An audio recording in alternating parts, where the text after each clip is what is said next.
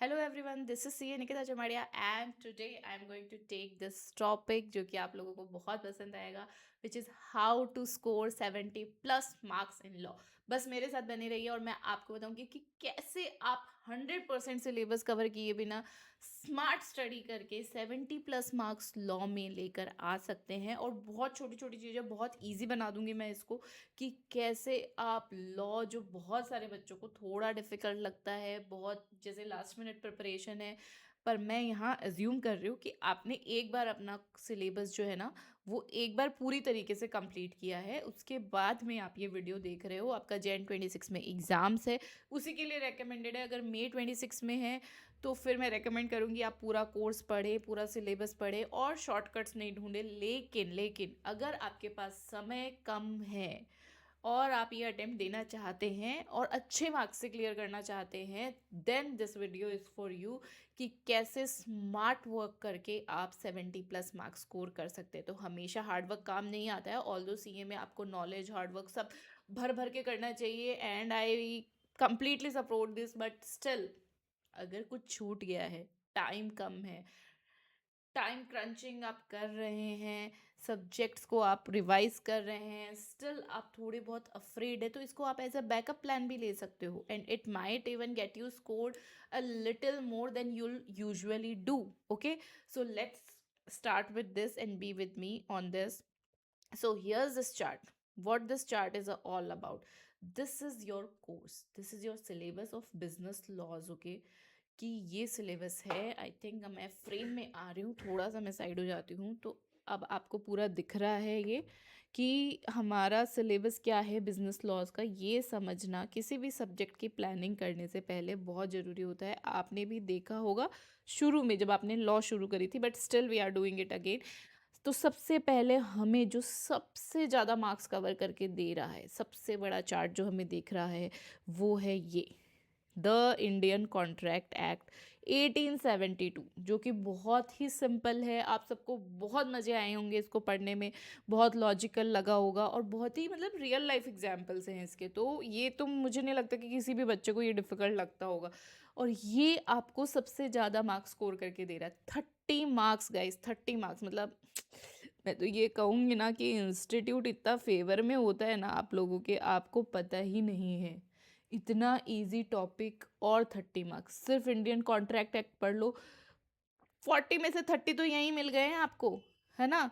तो इसको तो रट के घोल के समझ के पूरी तरीके से प्रैक्टिस करके ही जाना है कि इसका तो अगर कोई क्वेश्चन आएगा मैम तो मैं वो बहुत ही अच्छे से करके आने वाला हूँ, उसमें तो मेरे मार्क्स कट होने ही नहीं चाहिए। तो ये वाली प्रैक्टिस मुझे आपकी चाहिए ये वाले टॉपिक के लिए। इतना सारा बड़ा सिलेबस है, देखो देखो देखो, बहुत सारा सिलेबस है, बहुत सारे टॉपिक्स है, लेकिन 30 मार्क्स आपको सिर्फ और सिर्फ इंडियन कॉन्ट्रैक्ट एक्ट पढ़ के मिल रहे हैं, एक टॉपिक पढ़ के मिल रहे हैं, एक एक्ट पढ़ के मिल रहे हैं, जो कि बहुत ही जनरल है कि आप बाजार जाते हो, आपने ट्रेडिंग करी है, क्या कॉन्ट्रैक्ट है, क्या राइट्स है, क्या लाइबिलिटीज़ है, जो लॉजिकली समझना बहुत ही ईजी है।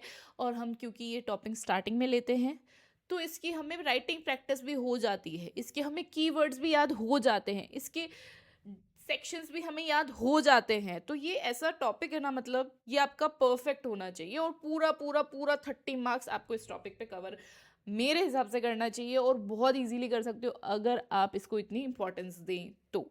चलो let's see the next topic जो हमें बहुत अच्छे मार्क्स कवर करके दे सकता है।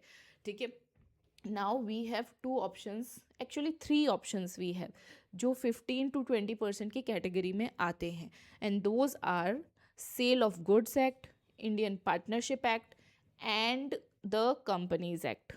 ठीक है, तो सुनो, सेल ऑफ गुड्स एक्ट तो वैसे भी बहुत छोटा सा है ना, और आपने कॉन्ट्रैक्ट एक्ट के बाद में पढ़ा होगा तो आपको थोड़ा इजी भी लगा होगा। थोड़ा बहुत अगर आप इसको रिवाइज करेंगे ना तो आप आराम से ये 20 मार्क्स भी घर लेके जा सकते हैं, बल्ले बल्ले, समझे आप।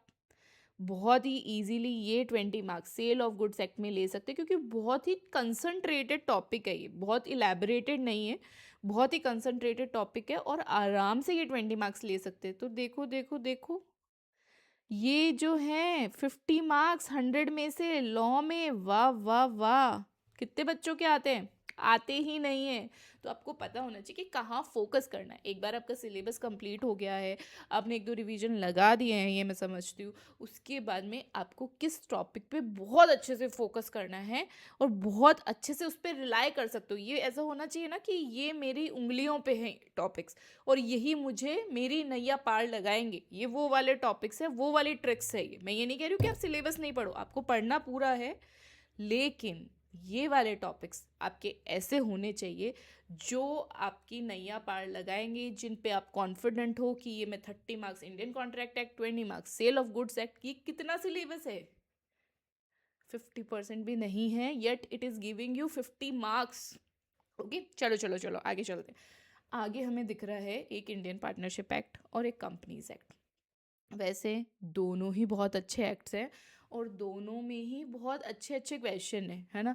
कंपनीज एक्ट तो मेरा फेवरेट है, क्योंकि कंपनीज एक्ट में ना बड़ी बड़ी बातें होती है, कंपनी है, ये है, सेक्शन 144 है, तो मतलब ऐसा द व्हील है, और बहुत ही मतलब आपने 11th 12th में भी कंपनीज एक्ट काफ़ी पढ़ा है, तो हमें पता होता है कि आर्टिफिशियल पर्सन है, सेपरेट लीगल एंटिटी है, तो ऐसी जनरल जनरल चीज़ें इसमें है ना। और ये भी बहुत ही छोटा सा टॉपिक है, कंपनीज एक्ट बहुत छोटा, और अच्छे क्वेश्चंस बनते हैं इससे। तो अगर आप ये वाला भी करके जा रहे हो, 15 to 20% +20 मार्क्स, कंपनीज एक्ट में आपको कितना टाइम लगेगा? अगर आप एक दिन भी कंपनीज एक्ट को दो ना पूरा, सिर्फ एक दिन पूरा कंपनीज एक्ट को अगर आप देते हैं, तो आप पूरा कंपनीज एक्ट कवर कर सकते हैं। सोचा आपने कभी इस तरीके से कि एक दिन में मैं लॉ के 20 मार्क्स पूरे के पूरे अपनी पॉकेट में डाल सकता हूँ? समझे आप? तो ये वाला जो टॉपिक है ना, मेरे हिसाब से तो आपको करना ही करना चाहिए, क्योंकि कुछ बेसिक चीज़ें तो इसमें ऐसी है ना जो आपको पता ही है, आप चाहें तो भी नहीं भूल सकते हैं। सेपरेट लीगल एंटिटी है, सील है, ये है, वो है, तो सब मतलब अच्छा टॉपिक। चलो, ये भी अगर आपने कर लिया तो कितने मार्क्स हो रहे हैं? 70 मार्क्स तो हो चुके हैं। Oh sorry sorry sorry, let's get back to the topic. और मीन वाइल मेरी थोड़ी सी आ, चलो सब सही हो गया, चलो डन। ये 70 मार्क्स आप अपनी पॉकेट में डाल सकते हैं सिर्फ 3 टॉपिक्स कवर करके। अभी आगे तो मैंने आपको बताया ही नहीं है, अभी आगे और है, पिक्चर अभी बाकी है मेरे दोस्त। लेकिन फिर भी अगर आप इतना भी करके जाते हैं तो 70 प्लस मार्क्स तो आपके हो गए। जो प्रॉमिस मैंने किया आपको यहाँ पे कि how to score 70 plus marks in law, वो तो आप बहुत इजीली अभी कर पा रहे हो। अभी तो आगे की बातें मैंने आपको बताई भी नहीं है ना।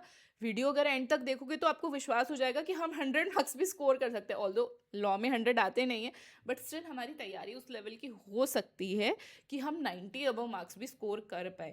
तो अगर ये मैंने 3 टॉपिक ही कवर कर लिए हैं, इंडियन कॉन्ट्रैक्ट एक्ट जो कि हम बहुत अच्छे से करते हैं, सेल ऑफ गुड्स एक्ट जिसमें ऐसा कुछ बहुत ज़्यादा है नहीं, बहुत ज़्यादा दिमाग लगाना नहीं है, थोड़े बहुत कीवर्ड्स है, थोड़े बहुत हेडिंग्स है जो हमें रटनी होती है, कोई बात नहीं, हम कर लेंगे, उनको याद कर लेंगे हम। तो सेल ऑफ गुड्स एक्ट भी हमें 20 मार्क्स दे रहा है, प्लस कंपनीज एक्ट बहुत ही छोटा एक्ट लगता है ये मुझे, और बहुत ही लॉजिकल भी है। तो अगर आपने इसको समझा है, और इसमें एक्चुअली कंपनीज एक्ट में आपको बहुत ज़्यादा लैंग्वेज की रिक्वायरमेंट नहीं होती है, करेक्ट? तो ये 20 मार्क्स भी आप लेके जा सकते हैं। तो कितना हो गया? 70 मार्क्स तो हो गया है। अभी रुको रुको रुको, चलो आगे सुनो। पार्टनरशिप एक्ट, अगर आप पार्टनरशिप एक्ट कर लेते हैं तो कितना देता है ये आपको? 20 मार्क्स। और क्या पार्टनरशिप हमें नहीं पता? हमने अकाउंट्स में भी पार्टनरशिप पढ़ी है, तो पार्टनरशिप तो हमें पता ही है। अगर आप पार्टनरशिप पूरा भी नहीं देखो ना, फिर भी अगर आप इसको ऊपर ऊपर से कुछ बेसिक चीज़ें भी इसकी देख लो ना, तो आपको 10-15 मार्क्स तो यहाँ कवर हो जाएंगे। उसके बाद में मैं रेकमेंड करूँगी कि आप ये एलएलपी की भी एक बार या तो आप रीडिंग लगा लें, या फिर आप कोई रिवीजन या क्लास या छोटा मोटा कुछ भी देख लें आप उसको, या खुद से अपने रिवीजन नोट्स पढ़ लें अगर एक बार। तो ये 5 से 10 मार्क्स जो है ना, फ्री फ्री फ्री, समझ रहे हो आप? तो ये भी आपको मिल जाएंगे, ठीक है? मतलब अगर पूरा पढ़ लो तो बहुत ही अच्छी बात है, अगर पूरा पढ़ लो अगर आप, लेकिन फिर भी अगर पूरा नहीं पढ़ रहे हो तो ये एक स्ट्रेटेजी है जो हम डिस्कस कर रहे हैं कि इस तरीके से भी हम मार्क्स को अटेन कर सकते हैं, ठीक है? चलो, और आगे बहुत अच्छा, हमें एक्सपर्ट बनना है, एआईआर लानी है, सब कुछ हम कर सकते हैं। आप केपेबल हो, आप सुपरमैन सुपर वुमन बन सकते हो, कुछ भी कर सकते हो आप, क्योंकि अगर आपने सीए कोर्स चूज़ किया है तो you are your own hero. ये आपको हमेशा मतलब लेकर चलना चाहिए। डिल्यूजन में रहो भाई, कोई दिक्कत नहीं है। अगर डिल्यूजन में रहने से, डिलेल्यू में रहने से अगर आपको सक्सेस मिल रही है लाइफ में तो क्या बुरा है, बहुत अच्छी स्ट्रेटेजी है ये, राइट। अब चलो ये छोटा सा टॉपिक हम डिस्कस करेंगे, इंडियन रेगुलेटरी फ्रेमवर्क। अब इसमें क्या है, इसमें बहुत ही बेसिक चीज़ें आपको बताई हुई है, आरबीआई सेबी ये वो छोटी मोटी चीज़ें हैं जो अगर आप या तो खुद से रीडिंग लगा लो एक बार, या आपने जिसकी भी क्लास देखी है वो क्लास रिवाइज कर लो, या रिवीजन भी आप इसका छोटा मोटा कर लो ना, तो इसको याद करने की ज़रूरत नहीं है, इसकी लैंग्वेज की भी ज़रूरत नहीं है, मतलब आपके इसके बेसिक कॉन्सेप्ट्स क्लियर होने चाहिए।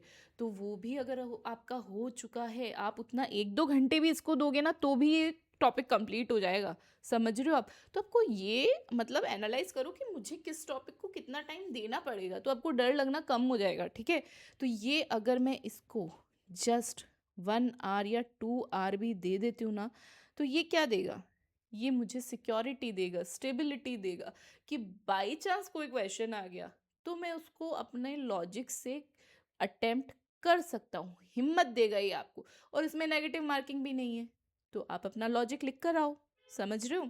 चलो, डन डन डन। कौन सा टॉपिक रह गया है? Negotiable and instrument act 1881। ये भी बहुत ही छोटा सा टॉपिक है और बहुत ही मैं कहूँगी प्रैक्टिकल टॉपिक है ना। तो चेक्स और ये सब तो हम यूज़ करते ही हैं, जो नेगोशिएबल इंस्ट्रूमेंट्स है ये तो हमारे कॉमर्स में यूज़ होते ही हैं, ठीक है।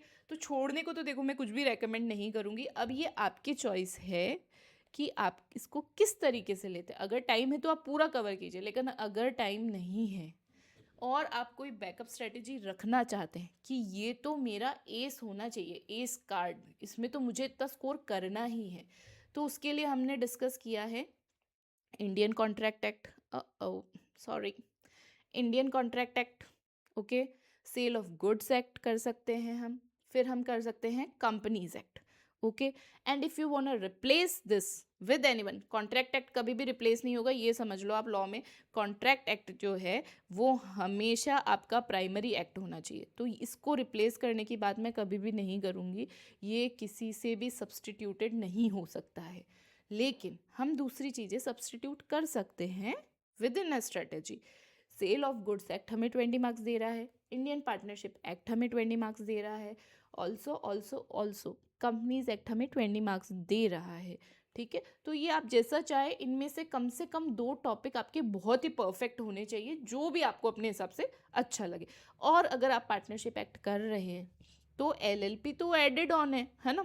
अगर आपने पार्टनरशिप एक्ट अच्छे से कर लिया तो एलएलपी में बहुत कुछ नहीं करना, हमें पता है कि ये आधे घंटे का है फिर एलएलपी, तो ये भी कर लेना दोस्तों, क्योंकि ये भी इंडियन पार्टनरशिप एक्ट और एलएलपी भी आपको 30 मार्क्स दे रहा है ना।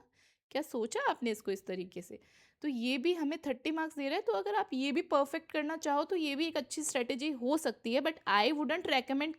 कुछ बच्चे होते हैं ना जिनका दिमाग शैतान वाला चलता है कि मैम मैम मैम, मैं इंडियन कॉन्ट्रैक्ट एक्ट कर लूँगा 30 मार्क्स, और मैं पार्टनरशिप एक्ट कर लूँगा, एलएलपी कर लूँगा 30 मार्क्स, तो मेरे 60 मार्क्स आ जाएंगे क्या? नो नो नो, ऐसा हम नहीं करेंगे। हमें इसके साथ एक और चीज़ क्लब करनी है, अदरवाइज़ नैया डूब जाएगी। मैं आपको वो रेकमेंड नहीं करूँगी। चलो, तो ये देख लो, आप स्क्रीनशॉट ले लो या फिर आप लिख लो, लेकिन ये आपकी एक स्ट्रेटजी हो सकती है या बैकअप प्लान भी हो सकता है, इवन दो आपने पूरा सिलेबस कवर किया है उसके बाद में भी। अब इसके बाद में मैं एक और इम्पॉर्टेंट चीज़ डिस्कस करने वाली हूँ जो हम भूल जाते हैं। क्या है वो? इंस्टीट्यूट ना सिलेबस के साथ में एक स्किल बेस्ड वेटेज भी देता है हमें, है ना। तो इंस्टीट्यूट ने रेकमेंड किया है कि 55% जो है ना, क्या काम आएगा एग्ज़ाम में, आपका कॉम्प्रिहेंशन एंड नॉलेज, मतलब आपको अंडरस्टैंडिंग कितनी है कॉन्सेप्ट की, आप लॉजिकली उसको कितना समझ पा रहे हो, आप अपने वर्ड्स में कितना लिख सकते हो, मतलब बेसिक अंडरस्टैंडिंग जो है वो कितनी है आपको उस टॉपिक की, ठीक है। और 45% हमारे क्या काम आएगा कि हम उसको कैसे अप्लाई कर सकते हैं इन प्रैक्टिकल सिनेरियो। तो लॉ के अंदर ना ये बहुत इंपॉर्टेंट है कि आप ये सीखें कि क्या क्वेश्चन पूछा गया है आपसे और आपको किस तरीके से उसे अटेम्प्ट करना है। तो इसके लिए ना आप चाहे कितना भी पढ़ ले, लेकिन जो सेल्फ प्रैक्टिस है वो तो आपको करनी ही पड़ेगी। तो जो भी टॉपिक कंप्लीट हो, RTP, PYQ, MTP, ये सब उस टॉपिक से रिलेटेड हमें सॉल्व करना है, चाहे आपने सिर्फ 3 टॉपिक पढ़े हैं, लेकिन वो 3 टॉपिक को आपको 100% कवरेज देनी है, खुद के हाथ से लिख के अपना एनालिसिस करना है। इसका कोई भी सब्स्टिट्यूट नहीं है। आप कितना भी रीडिंग कर लीजिए, ये जो है आपको हेल्प नहीं करेगा लॉ के एग्ज़ाम में। मैं बहुत फ्रेंकली आपको बता रही हूँ कि अपने हाथ से प्रैक्टिस करो, एटलीस्ट एक question every day. Every day कितना टाइम लगेगा? 10 मिनट, 15 मिनट एक क्वेश्चन करने में, ठीक है? तो उतना आपको करना है उस टॉपिक से रिलेटेड। जितने भी, एक्चुअली बहुत सारे सिमिलर क्वेश्चन भी मिल जाते हैं, तो it's not a big task अगर आप देखें तो। पर आप करना तो शुरू करो। अगर आप करोगे ना तो आपको ईजी लगने लग जाएगा, ठीक है? तो this was my time, guys. Do hit like and follow me for more such videos and knowledge and strategy and shortcuts. Sometimes we need shortcuts, right? So yeah, good, thank you.